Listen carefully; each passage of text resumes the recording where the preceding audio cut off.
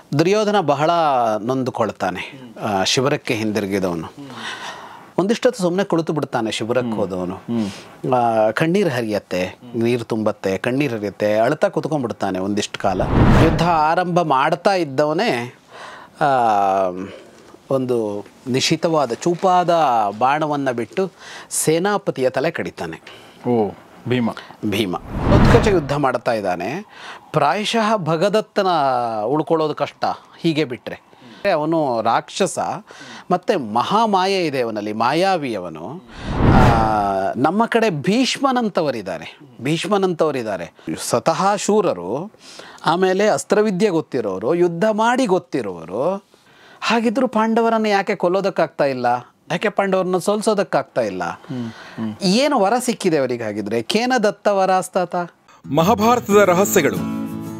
ಈ ಕಾರ್ಯಕ್ರಮದ ಪ್ರಾಯೋಜಕರು ಸಪ್ತಂ ತೈಲ, ಶುದ್ಧತೆಗೆ ಆದ್ಯತೆ.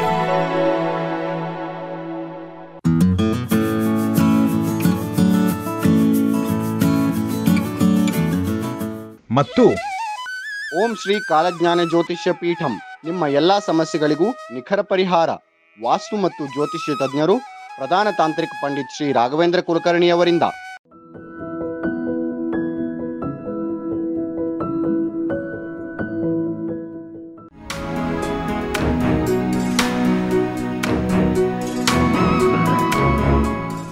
ಸ್ನೇಹಿತರೆ ನಮಸ್ಕಾರ. ಗೌರೀಶ್ ಅಕ್ಕಿ ಸ್ಟುಡಿಯೋದ ವಿಶೇಷ ಕಾರ್ಯಕ್ರಮ ಮಹಾಭಾರತ ರಹಸ್ಯಗಳು, ಸ್ಪಾನ್ಸರ್ಡ್ ಬೈ ಸಪ್ತಂ ತೈಲ ಮತ್ತು ರಾಘವೇಂದ್ರ ಕುಲಕರ್ಣಿ ಜ್ಯೋತಿಷಿಗಳು. ಯುದ್ಧ ಪರ್ವದಲ್ಲಿ ನಾವೀಗ ಮಹಾಭಾರತದ ಯುದ್ಧದ 5ನೇ ದಿನದಲ್ಲಿದ್ದೀವಿ. ಈ ಎಲ್ಲ ವಿಚಾರಗಳನ್ನ ನಮಗೆ ಹೇಳ್ಕೊಡೋದಕ್ಕೆ ನಮ್ಮ ಜೊತೆಗೆ ಜಾಯ್ನ್ ಆಗಿದ್ದಾರೆ ವಿದ್ವಾನ್ ಜಗದೀಶ್ ಶರ್ಮಾ ಸಂಪ ಸರ್. ನಮಸ್ತೆ. ನಮಸ್ತೆ. ಸೊ 5ನೇ ದಿನದ ಯುದ್ಧ ಮತ್ತು ಭೀಮ ಮತ್ತು ದುರ್ಯೋಧನರ ಯುದ್ಧ ಅದೆಲ್ಲವನ್ನು ಕೂಡ ನಾವು ನೋಡ್ತಾ ಇದ್ವಿ. ಸೊ ನಿರ್ಣಾಯಕ ಬೆಳವಣಿಗೆಗಳೇನಾದರೂ ನಡೆಯುತ್ತಾ ಸರ್ ಈ ದಿನ? 5ನೇ ದಿವಸ ನಡೆಯುತ್ತೆ. 5ನೇ ದಿವಸದ ಮುಖ್ಯ ಅಂಶ ಅಂದರೆ ಭೀಮ ದುರ್ಯೋಧನರ ಮುಖಾಮುಖಿ. ಸ್ವಲ್ಪ ಚೂರ್ಪಾರ ಆಗಿದ್ದರು ಶುರುವಲ್ಲೂ, ಆದರೆ ಇವತ್ತು ಬಹಳ ಮುಖ್ಯವಾಗಿ ಮುಖಾಮುಖಿ ಆಗ್ತಾರೆ. ಇದು ಅದರಲ್ಲಿ ಒಂದು ಹಂತದಲ್ಲಿ ಭೀಮನನ್ನು ದುರ್ಯೋಧನ ಮೂರ್ಛೆಗೊಳಿಸ್ತಾನೆ. ಹಾಗಾಗಿ ಆ ಮುಖಾಮುಖಿ 5ನೇ ದಿವಸದ ಯುದ್ಧದ ಮುಖ್ಯ ವಿಷಯಗಳಲ್ಲಿ ಒಂದು. ಈ ಎಚ್ಚರಗೊಂಡ ಭೀಮ ಮತ್ತಷ್ಟು ಉಗ್ರವಾಗಿ ಯುದ್ಧ ಆರಂಭ ಮಾಡ್ತಾನೆ. ದುರ್ಯೋಧನನ ಜೊತೆಗೆ ಶಲ್ಯ ಇರ್ತಾನಲ್ಲ, ಅವನು ಶಲ್ಯನನ್ನು ಓಡಿಸಿಬಿಡ್ತಾನೆ ಭೀಮ. ಓಕೆ. ಯಾಕೆಂದರೆ ಇವನ ಬಾಣಗಳ ಹತಿಯನ್ನು ತಾಳಲಾರದೆ ಶಲ್ಯ ಓಡ್ತಾನೆ. ಶಲ್ಯ ಓಡಿದಾಗ ಅಲ್ಲಿ ದುರ್ಯೋಧನ ಇರ್ತಾನೆ, ಈ ಕಡೆ ಭೀಮ ಇರ್ತಾನಲ್ಲ. ದುರ್ಯೋಧನ 14 ಜನ ತಮ್ಮಂದಿರು ಬರ್ತಾರೆ ದುರ್ಯೋಧನ ಸಹಕಾರಕ್ಕೆ ಭೀಮನೊಂದಿಗೆ ಯುದ್ಧ ಮಾಡೋದಕ್ಕೆ. ಸೇನಾಪತಿ, ಸುಷೇಣ, ಜಲಸಂಧ, ಸುಲೋಚನ, ಉಗ್ರ, ಭೀಮರಥ, ಭೀಮಬಾಹು, ಅಲೋಲುಪ, ದುರ್ಮುಖ, ದುಷ್ಪ್ರದರ್ಶ, ವಿಭಿತ್ಸು, ವಿಕಟ, ಸಮ ಅಂತ ಇಷ್ಟು ಜನ ಬರ್ತಾರೆ. ಅಲೋಬ ಭೀಮ ಇದ್ದಾನೆ ಅವನ ತಮ್ಮಂದ್ರಲ್ಲೂ. ಈ 14 ಜನ ಬರ್ತಾರೆ. ಒಂದೇ ಸಲ ದಾಳಿ ಮಾಡ್ತಾರೆ ಇವನ ಮೇಲೆ. ಈ 14 ಜನರ ಮೇಲೆ ಭೀಮ ಯುದ್ಧ ಆರಂಭ ಮಾಡ್ತಾನೆ. ಯುದ್ಧ ಆರಂಭ ಮಾಡ್ತಾ ಇದ್ದವನೇ ಒಂದು ನಿಶಿತವಾದ ಚೂಪಾದ ಬಾಣವನ್ನು ಬಿಟ್ಟು ಸೇನಾಪತಿಯ ತಲೆ ಕಡಿತಾನೆ. ಭೀಮ ಸೇನಾಪತಿ ಅಂದರೆ ಇವನ ತಮ್ಮಂದ್ರಲ್ಲೊಬ್ಬ, ಅವನ ಹೆಸರು ಸೇನಾಪತಿ. 100 ಜನ ಕೌರವರಲ್ಲಿ ಒಬ್ಬ ಸಾಯ್ತಾನೆ. ಅದು ಮುಗಿತಾ ಇದ್ದ ಹಾಗೆ ಜಲಸಂಧನನ್ನು ಕೊಲ್ತಾನೆ ಭೀಮ. ಆಮೇಲೆ ಸುಷೇಣನನ್ನು ಕೊಲ್ತಾನೆ, ಉಗ್ರನನ್ನು ಕೊಲ್ತಾನೆ, ಭೀಮಬಾಹುವನ್ನು ಕೊಲ್ತಾನೆ, ಅಶ್ವಕೇತುವನ್ನು ಕೊಲ್ತಾನೆ. ಅವನ ಸಾರಥಿಯ ಜೊತೆಗೆ ಭೀಮ ಸಂಹಾರ ಕ್ರಿಯೆಯನ್ನು ಆರಂಭಿಸಿಬಿಡ್ತಾನೆ. ಹೀಗೆ ಅದಾದಮೇಲೆ ಭೀಮರಥ ಇಬ್ಬರನ್ನು ನಗುತ್ತಲೇ, ಅಂದರೆ ಮುಗುಳ್ನಗುತ್ತಲೇ ಕೊಂದುಬಿಟ್ಟ ಅಂತ ಹೇಳ್ತಾರೆ ವ್ಯಾಸರು. ಅವರಿಬ್ಬರನ್ನು ಸಂಹಾರ ಮಾಡ್ತಾನೆ ಭೀಮ. ಅದಾದಮೇಲೆ ಸುಲೋಚನನನ್ನು ಕೊಲ್ತಾನೆ. ಇಷ್ಟು ಜನರನ್ನು ಕೊಂದಿದ್ದನ್ನು ನೋಡಿ, 10 ಜನರನ್ನು ಕೊಂದಿದ್ದನ್ನು ನೋಡಿ ಉಳಿದವರು ಪಲಾಯನ ಮಾಡ್ತಾರೆ. 10 ಜನರನ್ನು ಕೊಲ್ತಾನೆ ಈಗ. ಹೌದು, 10 ಜನರನ್ನು ಕೊಲ್ತಾನೆ. ಇಷ್ಟು ಜನ ಕೊಂದಿದ್ದು ನೋಡಿ ಪಲಾಯನ ಮಾಡ್ತಾರೆ. ಹಾಗಾಗಿ ನೀವು ಕೇಳಿದರೆ 5ನೇ ದಿವಸ ಏನು ಪ್ರಮುಖವಾದದ್ದು ನಡೀತು ಅಂತ. 5ನೇ ದಿವಸ ನಡೆದ ಪ್ರಮುಖವಾದ ವಿಷಯ ಯಾವುದು ಅಂದರೆ ಕೌರವರ ಸಾವು ಆರಂಭ ಆಯ್ತು. ಅದು ಒಬ್ಬನಿಂದಲೇ 10 ಜನ ಒಂದೇ ಸಲ ಸತ್ರು. ಅಂದರೆ 100 ಜನರನ್ನು ಕೊಲ್ಲುವ ಪ್ರತಿಜ್ಞೆ ಎಲ್ಲ ಇತ್ತಲ್ಲ ಒಂದು. ಅಲ್ಲಿ ದ್ರೌಪದಿಯ ವಸ್ತ್ರಾಪಹಾರದ ಸಮಯದಲ್ಲೆಲ್ಲ ಹೇಳಿದ್ರಲ್ಲ, ಅದು ಆರಂಭ ಆಗತ್ತೆ ಇಲ್ಲಿಗ. ಆಗ ಭೀಷ್ಮ ಹೇಳ್ತಾನೆ, ಎಲ್ಲ ತನ್ನ ವೀರರಿಗೆ ಹೇಳ್ತಾನೆ, ಇವನನ್ನು ಹೀಗೆ ಬಿಟ್ಟರೆ ಇವತ್ತು ಇವನ್ನೆಲ್ಲರನ್ನೂ ಕೊಂದು ಬಿಡ್ತಾನೆ, ಹಾಗಾಗಿ ಎಲ್ಲ ಸೇರಿ ಅವನ ಮೇಲೆ ದಾಳಿ ಮಾಡಬೇಕು ಅಂತ ಹೇಳ್ತಾನೆ ಭೀಷ್ಮ. ಹಾಗಾಗಿ ದೊಡ್ಡ ತಂಡ ಭೀಮನ ಮೇಲೆ ಎರಗತ್ತೆ. ಬಹಳ ಮುಖ್ಯವಾಗಿ ಭಗದತ್ತ ಧಾವಿಸ್ತಾನೆ. ಒಂದು ಬಹಳ ದೊಡ್ಡ ಒಂದು ಆನೆ ಮೇಲೆ ಕುಳಿತು ಯುದ್ಧ ಮಾಡುವ ಭಗದತ್ತ ಭೀಮನ ಮೇಲೆ ದಾಳಿ ಮಾಡ್ತಾನೆ. ಭಗದತ್ತ ಅಂದರೆ ಅವನು ಪ್ರಾಗ್ಜ್ಯೋತಿಷಪುರದವನು, ನರಕಾಸುರ ಅಂತಿದ್ನಲ್ಲ, ಅವನ ಮಗ. ಕೃಷ್ಣ ನರಕಾಸುರನ್ನು ಕೊಲ್ತಾನಲ್ಲ, ಅವನ ಮಗ ಭಗದತ್ತ, ರಾಕ್ಷಸ. ಅವನು ಕೌರವರ ಜೊತೆಗೆ ಇರುತ್ತಾನೆ. ಪ್ರಾಗ್ಜ್ಯೋತಿಷಪುರ ಅಂದರೆ ಈಗಿನ ಅಸ್ಸಾಂ ಭಾಗ ಬರುತ್ತೆ. ಕರೆಕ್ಟ್. ಹಾಗಾಗಿ ಭಗದತ್ತ ಬಹಳ ಜೋರಾಗಿ ದಾಳಿ ಇಡುತ್ತಾನೆ. ಆದರೆ ಇಷ್ಟು ಜನ ನುಗ್ಗಿ ಬರುವಾಗ ಮತ್ತೆ ಅಭಿಮನ್ಯು ಮತ್ತು ಆ ತಂಡ ಏನಿರುತ್ತೆ ಭೀಮನ ಜೊತೆಗಿದ್ದು, ಅವರು ಇವತ್ತು ಭೀಮನನ್ನು ಬಿಟ್ಟು ಹೋಗೋದೇ ಇಲ್ಲ, ಭೀಮನ ಜೊತೆಗಿದ್ದ ಯುದ್ಧ ಮುಂದುವರಿಸ್ತಾರೆ. ಈ ಭಗದತ್ತನ ಯುದ್ಧ ಬಹಳ ಜೋರಾಗಿ ಆಗತ್ತೆ. ಅವನ ಆನೆ ಅದು ಬಹಳ ಸಾಮರ್ಥ್ಯಶಾಲಿಯಾದ ಆನೆ, ಅವನು ರಾಕ್ಷಸ ಬೇರೆ, ಸಾಮರ್ಥ್ಯವೂ ಅಂಥದ್ದಿರುತ್ತೆ. ಹಾಗಾಗಿ ಅವನು ಭೂಮಿಯನ್ನು ನಡುಗಿಸಿ ಬಿಡ್ತಾನೋ ಅನ್ನೋ ತರಹದಲ್ಲಿ ಯುದ್ಧ ಮಾಡ್ತಾನೆ ಭಗದತ್ತ. ಈ ಭಗದತ್ತನ ಈ ಆಕ್ರಮಣವನ್ನು ನೋಡಿ ಒಂದು ಸಲ ಈ ಕಡೆ ಇದ್ದವರು ಹೆದರುತ್ತಾರೆ. ಇವನನ್ನು ಎದುರಿಸೋದು ಕಷ್ಟ ಅನ್ನುವ ಇದಕ್ಕೆ ಬರ್ತಾರೆ ಇವರು ಎಲ್ಲರೂ. ಅಂದರೆ ಏನು ಮಾಡೋದು ಅನ್ನೋ ಥರ ಯೋಚನೆ ಆಗಿಬಿಡತ್ತೆ ಇವರಿಗೆ.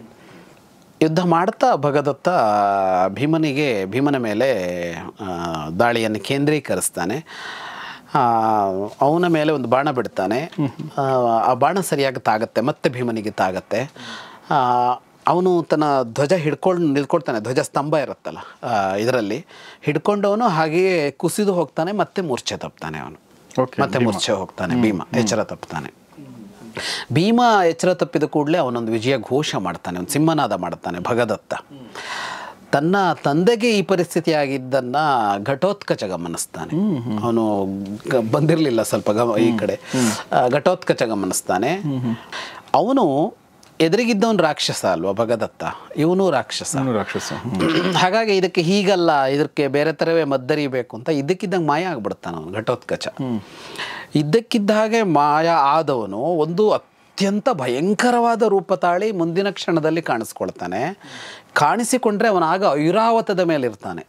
ಅಂದರೆ ಇಂದ್ರನ ಐರಾವತ ಇದೆಯಲ್ಲ, ಅಂಥದ್ದೇ ಒಂದು ಅದು. ಅಂದರೆ ಅದು ಮಾಯಾ ಐರಾವತ. ಒಂದು ಮಾಯಾ ಐರಾವತವನ್ನು ಸೇರಿ ಬರ್ತಾ ಇರ್ತಾನೆ ಅವನು. ಈಗ ಕಾಣಿಸಿಕೊಂಡವನು ಐರಾವತವನ್ನೇರಿ ಭಗದತ್ತನ ಕಡೆಗೆ ಬರ್ತಾ ಇರ್ತಾನೆ. ಅವನ ಅಕ್ಕಪಕ್ಕದಲ್ಲಿ ಬೇರೆ ದಿಗ್ಗಜಗಳು, ಕುಮುದ, ಅಂಜನ ಅಂತ ಒಟ್ಟು 8 ಅಷ್ಟ ದಿಗ್ಗಜಗಳು ಅಂತ ಕರೀತಾರೆ. ಒಂದೊಂದು ದಿಕ್ಕಿಗೆ ಒಂದೊಂದು ಆನೆ ಹೊತ್ತಿದೆ ಅಂತ, ಅಷ್ಟ ದಿಗ್ಗಜಗಳು ಅಂತ. ಅದೆಲ್ಲ ಐರಾವತ, ಪುಂಡರೀಕ, ಕುಮುದ, ಅಂಜನ ಅಂತೆಲ್ಲ ಬರುತ್ತೆ. ಅವುಗಳೆಲ್ಲ ಕಾಣಿಸ್ಕೊಳ್ತವೆ. ಅವುಗಳ ಮೇಲೆಲ್ಲ ಒಬ್ಬೊಬ್ಬ ರಾಕ್ಷಸ ಇರ್ತಾನೆ, ಭಯಂಕರವಾದ ರಾಕ್ಷಸ ಇರ್ತಾನೆ. ಹೀಗೆ ಘಟೋತ್ಕಚ ಭಗದತ್ತನ ಮೇಲೆ ಆಕ್ರಮಣ ಮಾಡ್ತಾನೆ. ಈ ಘಟೋತ್ಕಚ ಭಗದತ್ತನನ್ನು ಸಂಹಾರ ಮಾಡಬೇಕು ಅಂತಲೇ ಅಷ್ಟು ಸಿಟ್ಟಿನಿಂದ ಅವನ ಕಡೆ ತನ್ನ ಆನೆಯನ್ನು ನುಗ್ಗಿಸ್ತಾನೆ. ಅದರ ಜೊತೆಗೆ ಸುತ್ತ ಇರುವ ಆನೆಗಳು ಕೂಡ ಅವನ ಕಡೆಗೆ ಧಾವಿಸ್ತವೆ. ಈ 5 ಅಂದರೆ ಮಧ್ಯದ ಐರಾವತ, ಪಕ್ಕದಲ್ಲಿದ್ದ ಅಂಜನ, ಕುಮುದ, ಮಹಾಪದ್ಮ, ಇವುಗಳೆಲ್ಲ ಸೇರಿ ಇವು 5 ಸೇರಿ ಹೋಗಿ ಭಗದತ್ತನ ಆನೆಯನ್ನು ತಿವಿತವೆ, ತಳ್ಳುತ್ತವೆ. ಈ ಥರ ಅದಕ್ಕೆ ಪೀಡೆ ಕೊಡ್ತವೆ ಇವು. ಹಾಗೆ ಮಾಡ್ತಾ ಇರುವಾಗ ಇವನ ಐರಾವತ ಇದೆಯಲ್ಲ, ಮಾಯಾ ಐರಾವತ, ಅದು ಜೋರಾಗಿ ಘರ್ಜಿಸತ್ತೆ. ಅದು ಈ ಘರ್ಜನೆ ಭೀಷ್ಮನಿಗೆ ಕೇಳಿಸತ್ತೆ, ಅದರ ಕೂಗು ಕೇಳಿಸತ್ತೆ. ಅದರ ಜೊತೆಗೆ ಭಗದತ್ತನ ಸೈನ್ಯದಲ್ಲಿನ ಆಕ್ರಂದನಮೂ ಕೇಳಿಸತ್ತೆ. ಆ ಥರದ ದಾಳಿ ಆಗತ್ತಲ್ಲ ಇವರದು. ಇದು ಕೇಳಿದವನು ದ್ರೋಣರಿಗೆ ಮತ್ತು ದುರ್ಯೋಧನನಿಗೆ ಭೀಷ್ಮ ಹೇಳ್ತಾನೆ, ಇವನು ಈಗ ಘಟೋತ್ಕಚ ಯುದ್ಧ ಮಾಡ್ತಾ ಇದ್ದಾನೆ, ಪ್ರಾಯಶಃ ಭಗದತ್ತನ ಉಳ್ಕೊಳ್ಳೋದು ಕಷ್ಟ ಹೀಗೆ ಬಿಟ್ಟರೆ. ಘಟೋತ್ಕಚನ ಹೀಗೆ ಬಿಟ್ಟರೆ ಉಳ್ಕೊಳ್ಳೋದು ಕಷ್ಟ ಆಗತ್ತೆ. ಯಾಕೆಂದರೆ ಅವನು ರಾಕ್ಷಸ ಮತ್ತು ಮಹಾಮಾಯೆ ಇದೆ ಅವನಲ್ಲಿ, ಮಾಯಾವಿ ಅವನು. ಮತ್ತು ಬಹಳ ಸಿಟ್ಟಿನವನು ಅಂತ. ರಾಕ್ಷಸಶ್ಚ ಮಹಾಮಾಯ ಸಚ ರಾಜಾತಿಕೋಪನಃ ಅಂತ, ಬಹಳ ಸಿಟ್ಟಿನವನವನು ಅಂತ. ಹಾಗಾಗಿ ಭಗದತ್ತನಿಗೆ ಕಷ್ಟ ಇದೆ ಅಂತ ಹೇಳ್ತಾನೆ. ಅದಕ್ಕೆ ಕಾಣಿಸ್ತಾನೂ ಇದೆ. ಏನು ಅಂದರೆ, ಪಾಂಡವರ ಸೈನ್ಯದಿಂದ ನಮಗೆ ಒಂದು ತರಹದ ಸಂತೋಷದ ಉತ್ಸಾಹದ ಕೂಗು ಕೇಳಿಸ್ತಾ ಇದೆ, ನಮ್ಮ ಸೈನ್ಯದ ಕಡೆಯಿಂದ ಹಾಹಾಕಾರ ಕೇಳ್ತಾ ಇದೆ ಅಂತ. ಹಾಗಾಗಿ ನಾವೀಗ ಭಗದತ್ತನನ್ನು ರಕ್ಷಣೆ ಮಾಡಲೇಬೇಕು. ನಾವು ಹೋಗಿ ರಕ್ಷಿಸ್ತಾ ಇದ್ದರೆ ಭಗದತ್ತ ಸಾಯ್ತಾನೆ ಅಷ್ಟೇ ಅಂತ ಹೇಳಿ ಸಾಯ್ತಾನೆ. ಯಾಕೆ ಅವನನ್ನು ಅಂತ ಅಂದರೆ, ನಮ್ಮ ಬಗ್ಗೆ ಬಹಳ ಪ್ರೀತಿ ಇಟ್ಟು ಯುದ್ಧಕ್ಕೆ ಬಂದಿದ್ದಾನೆ ಅವನು. ಅಂದರೆ ನಮ್ಮ ಪಕ್ಷದ ಬಗ್ಗೆ ಬಹಳ ಪ್ರೀತಿ ಇದೆ. ಭಕ್ತಶ್ಚ ಕುಲಪುತ್ರಶ್ಚ ಶೂರಶ್ಚ ಪೃತನಾಪತಿ. ಹಾಗಾಗಿ ಅವನನ್ನು ರಕ್ಷಿಸಬೇಕಾದದ್ದು, ಅವನನ್ನು ಉಳಿಸಬೇಕಾದದ್ದು ನಮ್ಮ ಕರ್ತವ್ಯ ಆಗತ್ತೆ ಅಂತ. ಹಾಗೆ ಭೀಷ್ಮನ ಮಾತನ್ನು ಕೇಳಿ ದ್ರೋಣ ಇತ್ಯಾದಿಗಳು ಭಗದತ್ತನ ರಕ್ಷಣೆಗೆ ಅಂತ ಧಾವಿಸ್ತಾರೆ. ಯಾವಾಗ ಈ ತಂಡ ಬಂದಿದ್ದನ್ನು ನೋಡಿದ್ರು, ಆವಾಗ ಯುಧಿಷ್ಠಿರ ಮೊದಲಾದವರು ಮುಂದುವರಿತಾರೆ, ಅವರನ್ನು ತಡಿಲ, ಅವರ ಹಿಂದೆ ಬರ್ತಾರೆ. ಅಂದರೆ ಅಲ್ಲಿ ಭಗದತ್ತ ಮತ್ತು ಘಟೋತ್ಕಚರ ಯುದ್ಧ ನಡೀತಾ ಇದೆ, ಅವರ ರಕ್ಷಣೆಗೆ ಎಂದು ಬಂದರೆ ಅವರ ಹಿಂಭಾಗದಿಂದ, ಈ ಇಷ್ಟು ದ್ರೋಣ ಇತ್ಯಾದಿಗಳ ಇವರುಗಳ ಹಿಂಭಾಗದಿಂದ ಯುಧಿಷ್ಠಿರ, ಪಾಂಚಾಲರು, ಉಳಿದ ಪಾಂಡವರು ಇವರುಗಳೆಲ್ಲ ಅವರನ್ನು ಹಿಂಬಾಲಿಸಿಕೊಂಡು ಧಾವಿಸ್ತಾರೆ. ಹೀಗೆ ಇವರೆಲ್ಲ ಬರ್ತಾ ಇರೋದನ್ನು ನೋಡಿ ಅವನೊಂದು ಸಿಂಹನಾದ ಮಾಡ್ತಾನೆ ಘಟೋತ್ಕಚ, ಮತ್ತೆ ಸಿಂಹನಾದ ಮಾಡ್ತಾನೆ. ಆ ಸಿಂಹನಾದ ನೋಡಿದಾಗ ದ್ರೋಣರಿಗೆ ಹೇಳ್ತಾನೆ ಮತ್ತೆ ಭೀಷ್ಮ, ನರೋಚತೆ ಮೇ ಸಂಗ್ರಾಮೋ ಹೈಡಿಂಬೇನ ದುರಾತ್ಮನ ಬಲವೀರ್ಯ ಸಮಾವಿಷ್ಟ ಸಸಹಾಯಶ್ಚ ಸಾಂಪ್ರತಂ. ಇವನ ಜೊತೆಗೆ ಯುದ್ಧ ಮಾಡೋದು ಸರಿ ಅಂತ ಅನಿಸೋದಿಲ್ಲ ನನಗೆ, ಇದು ಘಟೋತ್ಕಚನ ಜೊತೆಗೆ ಯುದ್ಧ ಮಾಡುವ ಸಮಯ ಅಂತ ಅನಿಸೋದಿಲ್ಲ ನನಗೆ. ಯಾಕೆಂದರೆ ಬಲ ವೀರ್ಯ ಎಲ್ಲವೂ ತುಂಬಿಕೊಂಡಿದೆ ಅವನಿಗೆ, ಮತ್ತು ಅವನು ಒಬ್ಬನೇ ಇಲ್ಲ, ಈ ಪಾಂಡವರ ಪ್ರಮುಖರೆಲ್ಲ ಅವನ ಜೊತೆಗೆ ನಿಂತ್ಕೊಂಡಿರೋದು ನೋಡಿದರೆ ಈಗ ಅವನ ಜೊತೆಗೆ ಯುದ್ಧ ಮಾಡಿದರೆ ಗೆಲುವು ಸಾಧ್ಯ ಇಲ್ಲ ಅಂತ ಅನ್ಸುತ್ತೆ ಅಂತ. ನೈವ ಶಕ್ಯೋ ಯುಧ ಜೇತುಂ. ಈ ಕ್ಷಣದಲ್ಲೇ ಅವನ ಎದುರಿಗೆ ಇಂದ್ರ ಬಂದು ನಿಂತರು, ಅಪಿ ವಜ್ರ ಭೃತ ಸ್ವಯಂ, ಇಂದ್ರನೇ ಬಂದರು, ಅವನನ್ನು ಸೋಲ್ಸೋದಕ್ಕೆ ಸಾಧ್ಯವೇ ಇಲ್ಲ. ಆಮೇಲೆ ನಮ್ಮ ಕಡೆಗೆ ಏನಾಗಿದೆ ಅಂದರೆ, ಬೆಳಗಿನಿಂದ ನಡೆದ ಯುದ್ಧದಿಂದಾಗಿ ನಮ್ಮ ಕುದುರೆಗಳು ಆನೆಗಳು ಎಲ್ಲ ಆಯಾಸಗೊಂಡಿವೆ ಅಂತ, ಶ್ರಾಂತ ವಾಹನ ಆಯಾಸಗೊಂಡಿವೆ. ಹಾಗಾಗಿ ಇವತ್ತು ಇಡೀ ಪಾಂಡವರು ಮತ್ತು ಪಾಂಚಾಲರು ಆ ತರಹದ ದಾಳಿ ಮಾಡಿದ್ದಾರೆ. ಆದ್ದರಿಂದ ಈಗ ಯುದ್ಧ ಮುಂದುವರೆಸಿದರೆ ಇದು ಪಾಂಡವರನ್ನು ವಿಜಯದ ಕಡೆಗೆ ಒಯ್ಯತ್ತೆ ಅಂತ ಹೇಳ್ತಾನೆ. ಅದರಿಂದ ಯುದ್ಧ ನಿಲ್ಲಿಸಿ ಬಿಡೋಣ, ಇಲ್ಲಿಗೆ ನಾಳೆ ನೋಡ್ಕೊಳ್ಳೋಣ ಅಂತ ಹೇಳ್ತಾನೆ ಭೀಷ್ಮ. ಭೀಷ್ಮನ ಮಾತನ್ನು ಕೇಳಿ ಉಳಿದವರೆಲ್ಲರೂ ಸರಿ ಅಂತ ಹೇಳ್ತಾರೆ. ಯುದ್ಧ ವಿರಾಮ ಘೋಷಣೆ ಮಾಡ್ತಾನೆ ಭೀಷ್ಮ. ಯುದ್ಧ ವಿರಾಮ ಘೋಷಣೆ ಮಾಡಿ ಹೊರಟು ಬಿಡ್ತಾರೆ ಅವರು ಶಿಬಿರಕ್ಕೆ ಕೂಡಲೇ ಕೌರವ ಸೈನ್ಯ.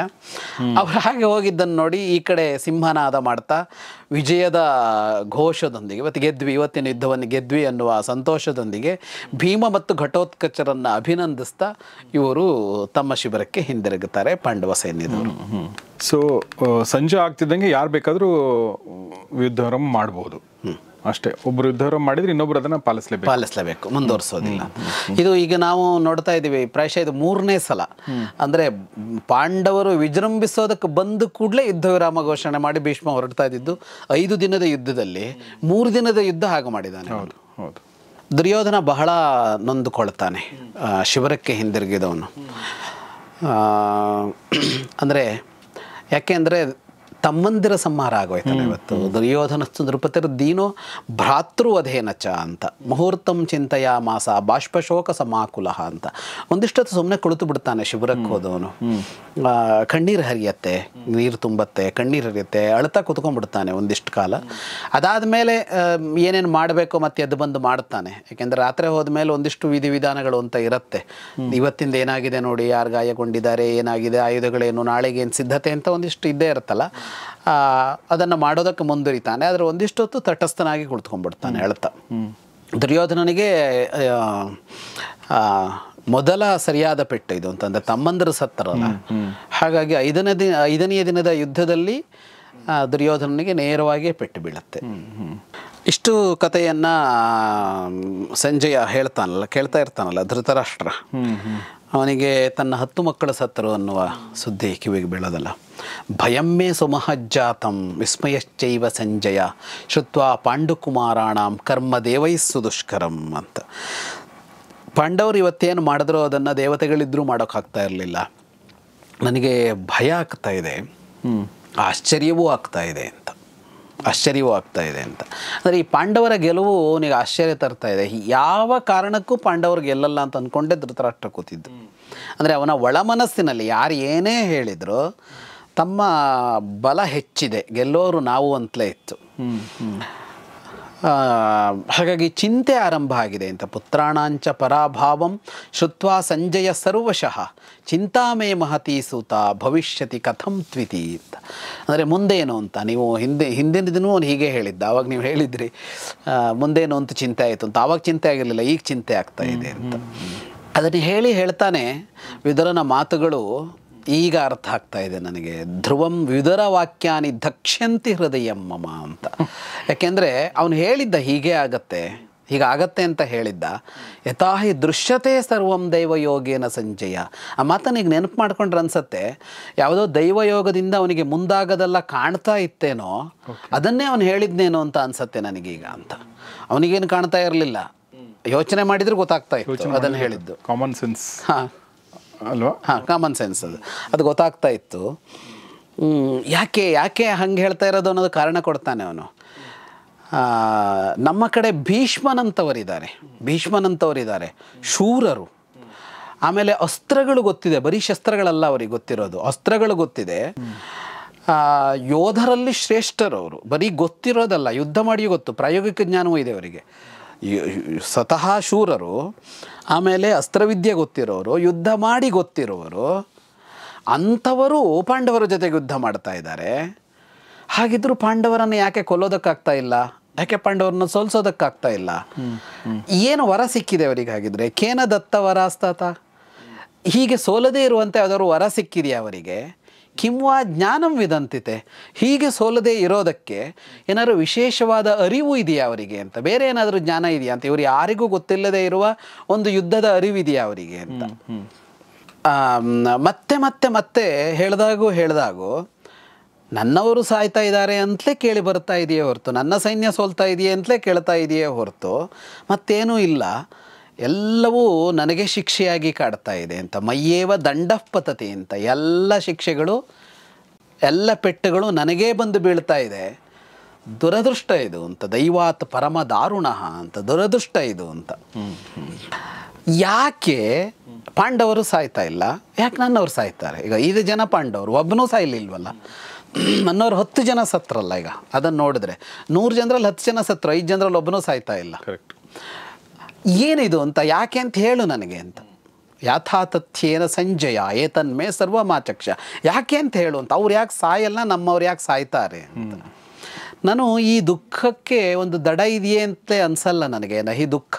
ನಹಿ ಪಾರಂ ಪ್ರಪಶ್ಯಾಮಿ ದುಃಖಸ್ಯಾಸ್ಯ ಕಥಂಚನ. ಇದಕ್ಕೊಂದು ಈ ದುಃಖಕ್ಕೆ ದಡ ಇದೆ ಅಂತಲೇ ಕಾಣಿಸ್ತಾ ಇಲ್ಲ ನನಗೆ ಅಂತ. ಖಂಡಿತವಾಗಿಯೂ ಭೀಮ ನನ್ನೆಲ್ಲ ಮಕ್ಕಳನ್ನು ಕೊಲ್ತಾನೆ. ಘಾತಯಿಷ್ಯತಿ ಮೇ ಪುತ್ರಾನ್ ಸರ್ವಾನ್, ಎಲ್ಲ ಮಕ್ಕಳನ್ನು ಕೊಳ್ತಾನೆ. ಭೀಮಹಾನ ಸಂಶಯ, ನನಗಿದ್ರಲ್ಲಿ ಯಾವುದೋ ಅನುಮಾನ ಕಾಣ್ತಾ ಇಲ್ಲ. ನನ್ನ ಮಕ್ಕಳನ್ನು ರಕ್ಷಿಸುವವರು ಯಾರೂ ಕಾಣ್ತಾ ಇಲ್ಲ ಅಂತ. ಸಾಯುವ ಅಥವಾ ಸಾಯಿಸಲಿರುವ ನನ್ನ ಮಕ್ಕಳಿದಾರಲ್ಲ, ಇವರನ್ನು ರಕ್ಷಿಸುವಂತಹ ಒಬ್ಬನೂ ನನಗೇನು ಕಾಣಿಸ್ತಾ ಇಲ್ಲ ಅಂತ. ಹಾಗಾಗಿ ಯಾಕೆ ಹೀಗಾಗ್ತಾ ಇದೆ ಅಂತ ಕಾರಣ ಹೇಳು ಸಂಜಯ ನನಗೆ ಅಂತ ಕೇಳ್ತಾನೆ.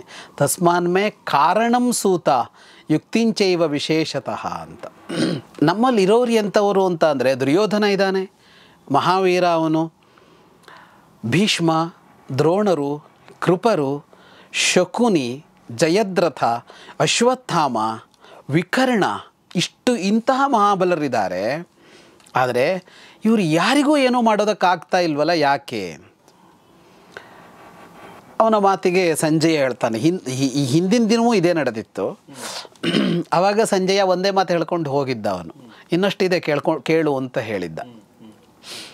ಮುಂದಿಂದ ಹೇಳ್ತೀನಿ ಕೇಳ್ಕೊ ಅಂತ ಹೇಳ್ಕೊಂಡು ಮುಂದುವರಿಸಿದ್ನಲ್ಲ ಅವನು.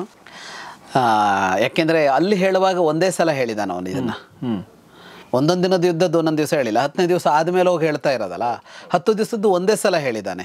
ಹಾಗಾಗಿ ಒಂದು 4ನೇ ಯುದ್ಧದ ಕೊನೆಯಲ್ಲಿ ಹೀಗೆ ಮಾತಾಡಿದ್ದ ಧೃತರಾಷ್ಟ್ರ ಇದೇ ತರಹ. ಅದಕ್ಕೆ ಇನ್ನೂ ಗಟ್ಟಿ ಮನಸ್ಸು ಮಾಡ್ಕೋ ಅಂತ ಹೇಳಿ ಅವನು ಆರಂಭ ಮಾಡಿದ್ದ. ಗಟ್ಟಿ ಮನಸ್ಸು ಮಾಡ್ಕೊ ಅಂತ ಯಾಕೆ ಹೇಳಿದ್ದ ಅಂದರೆ, 5ನೇ ದಿವಸ ಅವನ ಮಕ್ಕಳು ಸಾಯ್ತಾ ಇದ್ದಾರೆ, ಆಲ್ರೆಡಿ ಸತ್ತು ಹೋಗಿದ್ದಾರೆ, ಇವನಿಗೆ ಹೇಳೋದಷ್ಟೇ ಬಾಕಿ ಇದೆ. ಹಾಗಾಗಿ ಗಟ್ಟಿ ಮನಸ್ಸು ಮಾಡ್ಕೊ ಅಂತ ಅಷ್ಟೇ ಹೇಳಿದ್ನಲ್ಲ, ಹೇಳಿ ತಪ್ಪು ನಿನ್ನದೇ ಅಂತ ಒಂದು ಹೇಳಿದ್ನಲ್ಲ, ಅದನ್ನು ಮುಂದೆ ಹೇಳ್ತಾನೆ ಈಗ. ಶೃಣುರಾಜನ್ ಅವಹಿತ ಶುತ್ವಾ ಚೈವ ಅವಧಾರಯ. ಗಮನವಿಟ್ಟು ಕೇಳು ನಾನು ಹೇಳೋದನ್ನು, ಮತ್ತು ಹೇಳಿದ್ದನ್ನು ಅರ್ಥ ಮಾಡ್ಕೊ ಅಂತ. ಕೇಳು ಹೇಳಿದ್ದನ್ನು ಮತ್ತು ಅರ್ಥ ಮಾಡ್ಕೊ. ಪಾಂಡವರು ಅವರಲ್ಲಿ ಯಾವ ಮಂತ್ರವೂ ಇಲ್ಲ, ಯಾವ ಮಾಯೆಯೂ ಇಲ್ಲ. ನೈವ ಮಂತ್ರಕೃತಂ ಕಿಂಚಿನ್ ನೈವ ಮಾಯಾಂ ತಥಾವಿಧಾಮ್. ಅವ್ರಿಗೇನು ಶಕ್ತಿ ಇದೆ, ಅವ್ರಿಗೇನು ವರ ಇದೆಯಾ, ಯಾಕೆ ಅಂತ ಅಂದರೆ ಯಾವ ಮಂತ್ರವೂ ಇಲ್ಲ, ಯಾವ ಮಾಯವೂ ಇಲ್ಲ. ಅಥವಾ ಅವ್ರು ಏನೋ ಒಂದನ್ನು ಜಾದೂ ಮಾಡ್ತಾನೋ ಇಲ್ಲ. ನವೈ ವಿಭೀಷಿಕಾಂ ಕಾಂಚಿದ್ ರಾಜಂ ಕುರುವಂತಿ ಪಾಂಡವ ಅಂತ ಏನೋ ಒಂದು ಜಾದೂ ಮಾಯಾಜಾಲ ಅವುಗಳನ್ನು ಏನೂ ಮಾಡ್ತಾ ಇಲ್ಲ. ಆದರೆ ಅವರು ಹೇಗೆ ಯುದ್ಧ ಮಾಡಬೇಕೋ ಹಾಗೆ ಯುದ್ಧ ಮಾಡ್ತಾ ಇದ್ದಾರೆ. ಧರ್ಮಯುದ್ಧವನ್ನೇ ಮಾಡ್ತಾ ಇದ್ದಾರೆ. ಏನು ಸಂಜಯ ಹೇಳ್ತಾನೆ, ಯುದ್ಧಂತಿತೆ ಯಥಾನ್ಯಾಯಂ ಅಂತ. ನ್ಯಾಯೋಚಿತವಾದ ಯುದ್ಧ ಮಾಡ್ತಾ ಇದ್ದಾರೆ. ಶಕ್ತಿಯೂ ಇದೆ ಅವರಿಗೆ, ಯುದ್ಧ ಮಾಡುವ ಶಕ್ತಿಯೂ ಇದೆ. ಯಾಕೆ ಅಂತ ಅಂದರೆ ಅವರು ಏನನ್ನ ಮಾಡಿದರೂ ಧರ್ಮದ ಹಿನ್ನೆಲೆಯಲ್ಲೇ ಮಾಡ್ತಾರೆ. ಧರ್ಮೇಣ ಸರ್ವ ಕಾರ್ಯಾಣಿ ಕೀರ್ತಿತಾನೀತಿ ಭಾರತ ಅಂತ. ಅವರು ಧರ್ಮ ಬಿಟ್ಟು ಏನು ಕೆಲಸ ಮಾಡೋದಿಲ್ಲ, ಯುದ್ಧವನ್ನು ಹಾಗೆ ಮಾಡ್ತಾ ಇದ್ದಾರೆ ಅವರು ಅಂತ.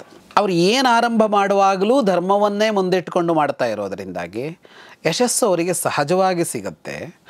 ಅದರ ಜೊತೆಗೆ ಅವರು ಯುದ್ಧದಿಂದ ಹಿಮ್ಮೆಟ್ಟೋದಿಲ್ಲ ಅಂತ. ನಹಿ ಯುದ್ಧ ನಿವರ್ತಂತೆ, ಯಾವ ಕಾರಣಕ್ಕೂ ಅವರು ಯುದ್ಧದಿಂದ ಹಿಮ್ಮೆಟ್ಟೋದಿಲ್ಲ ಅಂತ. ಅಂದರೆ ಕ್ಷತ್ರಿಯ ಧರ್ಮ ಯಾವುದಿದೆಯೋ ಅದನ್ನು ಬಿಡೋದಿಲ್ಲ. ಧರ್ಮೋಪೇತಾಹ ಅಂತ ಹೇಳ್ತಾನೆ. ಕ್ಷಾತ್ರ ಧರ್ಮವನ್ನು ಬಿಟ್ಟು ಅವರು ವರ್ತಿಸೋದಿಲ್ಲ. ಇದು ಸಂಜಯನ ಮಾತುಗಳು. ಸಂಜಯ ಅವರನ್ನೇನು ನೋಡಿದಾನೋ ಅದನ್ನ ಹೇಳ್ತಾ ಇದ್ದಾನೆ. ಅದರ ಜೊತೆಗೆ ಅವರಲ್ಲಿ ಅಂತಹ ಒಂದು ಸಾಮರ್ಥ್ಯವೂ ಇದೆ ಅಂತ. ಯಥೋ ಧರ್ಮ ತಥೋ ಜಯ. ಎಲ್ಲಿ ಧರ್ಮ ಇದೆಯೋ ಅಲ್ಲಿ ಗೆಲುವಿರುತ್ತೆ.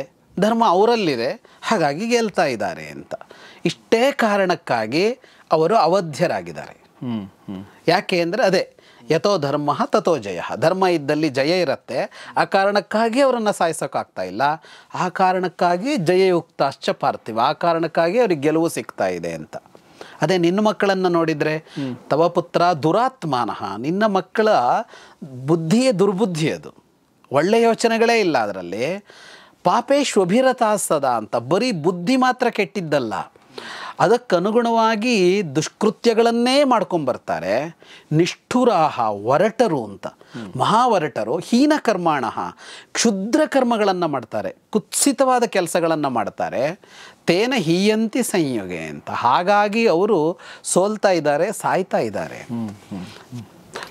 ನಿನ್ನ ಮಕ್ಕಳು ಪಾಂಡವರ ವಿಷಯದಲ್ಲಿ ಎಷ್ಟು ದುಷ್ಕೃತ್ಯಗಳನ್ನು ಮಾಡಿದ್ರು ಅಂತ. ಎಷ್ಟು ದುಷ್ಕೃತ್ಯಗಳನ್ನು ಮಾಡಿದ್ರು, ಕೆಟ್ಟ ಕೆಲಸಗಳನ್ನು ಮಾಡಿದ್ರು, ಬಹಳ ನಿಕೃಷ್ಟವಾದ ಕೆಲಸಗಳನ್ನು ಮಾಡಿದ್ರು. ಅಂದರೆ ಈ ನೀಚೈರಿವ ಯಥಾ ನರೈಹಿ ಅಂತ, ಬಹಳ ನೀಚರಾದ ಜನ ಮಾಡುವಂಥ ಕೆಲಸಗಳನ್ನು ಮಾಡಿದ್ರು ಅಂತ. ಅಂದರೆ ಇಂಥದ್ದೊಂದು ಸಂಸ್ಕಾರ ಇರುವಂತಹ ವ್ಯಕ್ತಿಗಳು ಮಾಡೋದೇ ಇಲ್ಲ ಇಂಥ ಕೆಲಸವನ್ನು. ಆ ತರಹದಲ್ಲಿ ಯಾರೋ ದುಷ್ಟ ರಾಕ್ಷಸರು ಮಾಡುವಂತೆ ಮಾಡಿದ್ರು ಅಂತ. ಆದರೆ ಪಾಂಡವರು ಇದಕ್ಕೆ ಪ್ರತಿಯಾಗಿ ಏನನ್ನೂ ಮಾಡಲೇ ಇಲ್ಲ ಇಲ್ಲಿಯವರೆಗೆ ಅಂತ.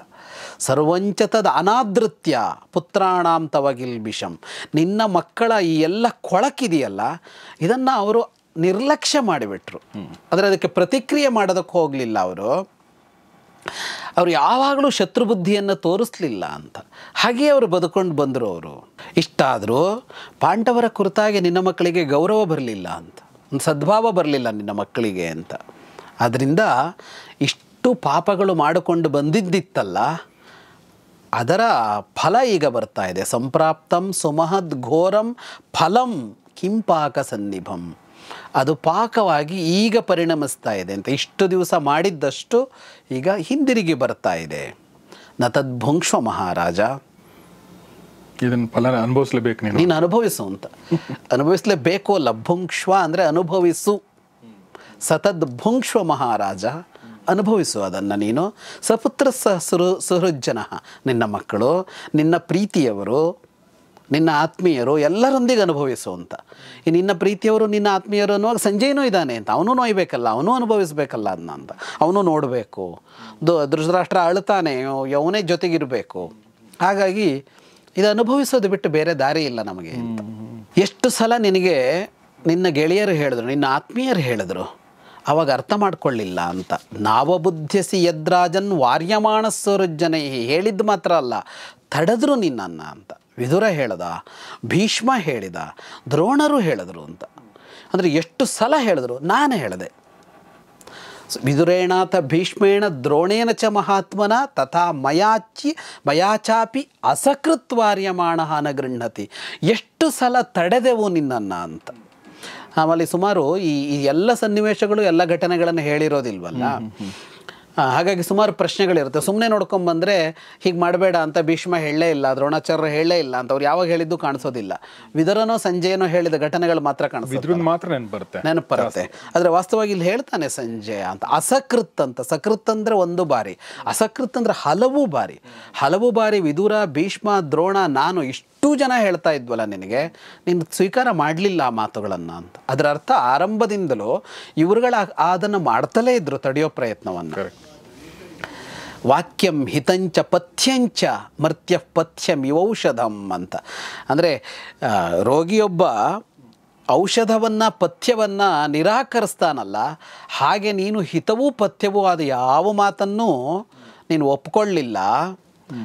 ನಿನ್ನ ಮಕ್ಕಳ ಮಾತಿಗೆ ನಿಂತ್ಕೊಂಡೆ ನೀನು ಅಂತ. ಮಕ್ಕಳ ಅಭಿಪ್ರಾಯ ಯಾವುದೋ ಅದಕ್ಕೆ ನಿಂತೆ. ಇವತ್ತು ಪಾಂಡವರು ಸೋಲಿಸ್ತಾ ಇದ್ದಾರೆ ನನ್ನ ಮಕ್ಕಳನ್ನು ಅಂತ ಮಾತಾಡ್ತಾ ಇದ್ದಿ ಅಂತ. ನಿನ್ನ ಮಕ್ಕಳ ಅಭಿಪ್ರಾಯದ ಪ್ರಕಾರ ನಡ್ಕೊಂಡಿದ್ದೀನಿ ಇಷ್ಟು ದಿವಸನೂ, ಇವತ್ತು ಸೋಲ್ತಾ ಇದ್ದಾರೆ ಅವರು ಅನ್ನೋ ಮಾತಾಡ್ತಾ ಇದೀಯಾ? ಡೈರೆಕ್ಟಾಗಿ ಹೇಳಿದ್ದಾನೆ ಸಂಜಯ್, ಏನು ಮುಲಾಜಿಲ್ಲೆ, ಮುಖಾಮೂತಿ ನೋಡದೆ ಏನು ಹೇಳ್ಬೇಕು ಅದನ್ನು ಹೇಳಿದ್ದಾನೆ. ಅಂದರೆ ಇದೇ ವಿಚಾರಗಳನ್ನ ಮುಂಚೆನೂ ಕೂಡ ಹೇಳಿದ್ದಾನೆ ಅಂತಂದಮೇಲೆ, ಅಂದರೆ ಧೃತರಾಷ್ಟ್ರನಿಗೆ ಅಂದರೆ ಏನು ಒಪಿನಿಯನ್ ಇದೆ ಅನ್ನೋದು ಗೊತ್ತಿತ್ತು ಇದ್ರ ಅಗೇನೆಸ್ಟ್. ಅವನಿಗೆ ಅಂದ್ರೆ ಅವನು ಒಂದು ಭ್ರಮಾಲೋಕದಲ್ಲಿದ್ದ ಅನ್ನೋ ಥರನೇ ಅದು. ಭ್ರಮಾಲೋಕದಲ್ಲಿದ್ದ ಅಂದರೆ ಅವನೊಂಥರ ವಿಚಿತ್ರವಾದ ವ್ಯಕ್ತಿಯಾಗಿ ಕಾಣಿಸ್ಕೋತಾನೆ. ಅವನಿಗೆ ಗೊತ್ತಿದೆ ಸರಿಯಾದದ್ದು ಯಾವುದು ಅಂತ ಗೊತ್ತಿದೆ, ತಪ್ಪು ನಡೀತಾ ಇದೆ ಅಂತ ಗೊತ್ತಿದೆ. ಆದರೆ ಅದು ಏನೋ ಒಂದು ಮೋಹ, ತನ್ನ ಮಕ್ಕಳಿಗೆ ಎಲ್ಲೋದು ಸಿಗಬೇಕು ಅನ್ನುವ ಮೋಹ. ಒಂದಂತ ಆದಮೇಲೆ ಬೇರೆ ಬೇರೆ ಆಗಿ ಅವರದ್ದೊಂದು ಬೇರೆ ಇವರದ್ದೊಂದು ಬೇರೆ ಆದಮೇಲೆ ಏನೂ ಕೊರತೆ ಇರಲಿಲ್ಲ. ಇವನ ಮಕ್ಕಳಿಗೆ ಚೊಂಬು, ಅವ್ರಿಗೆ ರಾಜ್ಯ ಅಂತ ಆಗಿರಲಿಲ್ವಲ್ಲ. ಇವ್ರಿಗೊಂದು ಪಾಲು ಅಂತ ಮಾಡಿಕೊಟ್ಬಿಟ್ಟಿದ್ರು, ಅಲ್ಲಿ ಸಮಾಧಾನ ಪಡ್ಬೋದಾಗಿತ್ತು.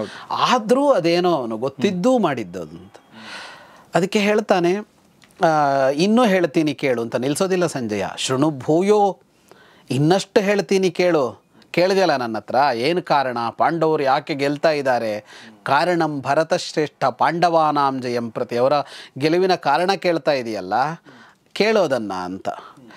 ಇದಕ್ಕೆ ನಾನು ಕೇಳಿದ ಒಂದು ಘಟನೆಯನ್ನು ಹೇಳ್ತೇನೆ ಕೇಳು ಅಂತ ಹೇಳ್ತಾನೆ. ನಾನು ಕೇಳಿದ ಘಟನೆ ಒಂದನ್ನು ಹೇಳ್ತೇನೆ. ತತ್ತೇಹಂ ಕಥಯಿಷ್ಯಾಮಿ ಯಥಾಶ್ರುತಂ ಅಂತ. ಹೇಗೆ ಕೇಳಿದೇನೋ ಹಾಗೆ ನಿನಗೆ ಹೇಳ್ತೇನೆ ಅಂತ ಒಂದು ಘಟನೆಯನ್ನು ಹೇಳ್ತಾನೆ ಅವನು. ಆ ಘಟನೆ ಏನು ಅನ್ನೋದನ್ನು ನಾವು ನೆಕ್ಸ್ಟ್ ಎಪಿಸೋಡಲ್ಲಿ ನೋಡೋಣ. ಸೊ ಸಾಕಷ್ಟು ಡೆವಲಪ್ಮೆಂಟ್ಗಳು ನಡೆದು, ವಿಶೇಷವಾಗಿ 10 ಜನ ಕೌರವರು ತೀರ್ಕೊಂಡ್ರು. ನಮಗೆ ಕೌರವರು ಅಂದ ತಕ್ಷಣ ದುರ್ಯೋಧನ, ದುಶ್ಯಾಸನ ಬಿಟ್ಟರೆ ಇನ್ನೊಂದು 2 ಹೆಸರುಗಳೇನು ಬರ್ತಾವೆ ಬಿಟ್ಟರೆ ವಿಕರ್ಣ ಅಷ್ಟೇ, ಯೂತ್ಸು ಅಂತ ಏನು ಬರ್ತಾವೆ ಬಿಟ್ಟರೆ ತುಂಬ ಕಡಿಮೆ. ಬಟ್ ಧೃತರಾಷ್ಟ್ರನಿಗೆ ಎಲ್ಲರೂ ಮಕ್ಕಳೇ ಅಲ್ವಾ? ಹೌದು. ಅವನು ದುರ್ಯೋಧನ ಮಗನೇ, ಎಲ್ಲರೂ ಮಕ್ಕಳು. ಇಲ್ಲಿ ಇವನು ತೀರ್ಕೊಂಡಲ್ಲ, ಭೀಮಸೇನ, ಸುಮಾರು ಜನ ಹೋದ್ರಲ್ಲ, ಸುಮಾರು ಜನ ಅವರೆಲ್ಲರೂ ಮಕ್ಕಳೇ. ಸೊ ಹೀಗಾಗಿ ಅವನಿಗೆ ಈಗಾದರೂ ಅರ್ಥ ಆಗಬೇಕಾಗಿತ್ತು, ಅಂದರೆ ಈ ಕಂಪ್ಲೀಟ್ ರಿಯಲೈಸ್ ಆಗಬೇಕಾಗಿತ್ತು. ಕೌರವರ 10 ಜನರನ್ನ ಸೋಲಿಸಿದ್ದಾರೆ ಅಂತ ಅಂದಮೇಲೆ ಕೌರವರು 90 ಜನ ಸೋಲಿಸೋದು ಕೂಡ ಅದು ಇಟ್ಸ್ ಮ್ಯಾಟರ್ ಆಫ್ ಟೈಮ್ ಅನ್ನೋದು. ಹೌದು. ಬಟ್ ಅವನಿಗೆ ಇನ್ನೂ ಅರ್ಥ ಆಗಿರ್ಲಿಕ್ಕಿಲ್ಲ. ಇನ್ನೂ ಅರ್ಥ ಆಗಿಲ್ಲ.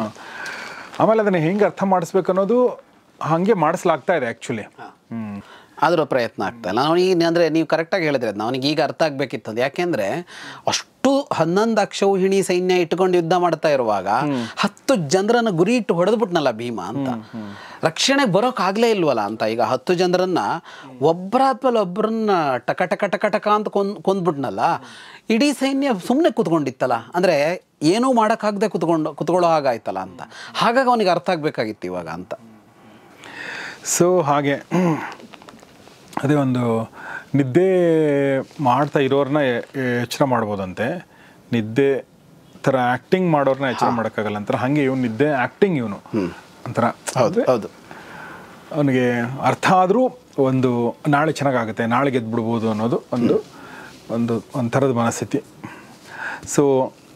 ಸೊ ಸಂಜಯ್ ಏನು ಹೇಳ್ತಾನೆ ಅನ್ನೋದನ್ನು ಮುಂದಿನ ಭಾಗದಲ್ಲಿ ನೋಡೋಣ ಅಂತ ಹೇಳ್ತಾ, ಮಹಾಭಾರತ ರಹಸ್ಯಗಳನ್ನು ಈವರೆಗೆ ಹೇಳಿಕೊಟ್ಟಂಥ ವಿದ್ವಾನ್ ಜಗದೀಶ್ ಶರ್ಮಾ ಸಂಪತ್ ಸರ್ಗೆ ನಿಮ್ಮೆಲ್ಲರ ಪರವಾಗಿ ಧನ್ಯವಾದಗಳು sir. Thank you very much. So ಸ್ನೇಹಿತರೆ, ಇದು ಮಹಾಭಾರತ ರಹಸ್ಯಗಳು ಕಾರ್ಯಕ್ರಮದಲ್ಲಿ ಯುದ್ಧ ಪರ್ವದಲ್ಲಿ ನಾವು 5ನೇ ದಿನದಲ್ಲಿದ್ದೀವಿ. 5ನೇ ದಿನದಲ್ಲಿ ನಾವು ಏನಾಯಿತು ಅನ್ನೋದನ್ನು ನೋಡಿದ್ದೀವಿ. ಇನ್ನೂ ಕೂಡ ಯುದ್ಧ ಮುಗಿದಿದೆ. 5ನೇ ದಿನದ ಯುದ್ಧ, ಮಾತುಕತೆ ನಡೀತದೆ ಸಂಜಯ ಮತ್ತು ಧೃತರಾಷ್ಟ್ರ ಮಧ್ಯೆ. ಸೊ ಅದನ್ನು ನೋಡೋಣ ಅಂತ ಹೇಳ್ತಾ ಇವತ್ತಿನ ಈ ಎಪಿಸೋಡ್ ಮುಗಿಸ್ತಾ ಇದ್ದೀನಿ. ನೋಡ್ತಾರೆ ಗೌರಿಶಕ್ತಿ ಸ್ಟುಡಿಯೋ, ನೋಡ್ತಾರೆ ಮಹಾಭಾರತ ರಹಸ್ಯಗಳು. ನಮಸ್ಕಾರ.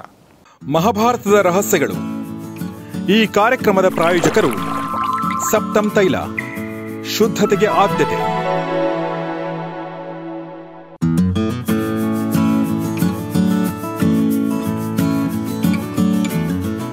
ನಮ್ಮ ಗುರೂಜಿರವರ ಪ್ರಕಾರ ಗ್ರಹಗತಿಗಳ ವ್ಯತ್ಯಾಸದಿಂದ ಯಾವುದೋ ಜನ್ಮದ ಪಾಪ ಕರ್ಮಗಳಿಂದ ಈ ಜನ್ಮದಲ್ಲಿ ದೋಷಗಳು ಸುತ್ತಿಕೊಳ್ಳುತ್ತವೆ.